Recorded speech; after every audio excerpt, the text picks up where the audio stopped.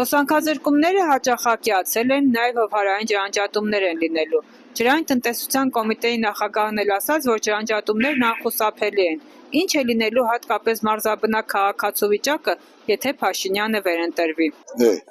Առաջ ջրի, առաջ լսի, առաջ հացի։ Վերանա էստա, պես հետև լավ կեղնել երկիրը։ Դե ոնց պիտի ապրի, շատ վատ։ Ինքն է դրան ալի տանում։ Դուք գիտեք, ես ում մասին եմ խոսում։ Ազգը ոչ չացնում է։ Ուրիշ ոչ մի բան։ Բայց լավ է լինելու։ Հա, քաղաքացին կմեռնի,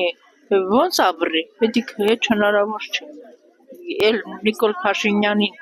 ինչի ընտրենք, ինչի համար ընտրենք, որ այդպես բաներ են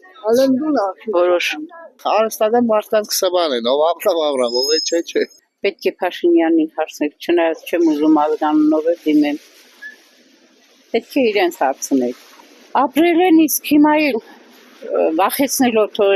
ինչ հոսանքը կզրկեն, ջուրը կկտրեն, մեր ազգը այնպեսի պատերազմի 90-ականներին տեսած ցուրտումոտ տարիներին էլի հոսանք չի եղել, ջուր չի եղել, բայց եւ այնպես մենք պայքարել ենք։ Մենք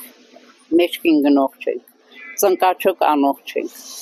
Եթե հային տեսնեն ծնկաչոք, ուրեմն աղոթք է անում ինքը եւ ոչ թե խաղաղություն մուրում։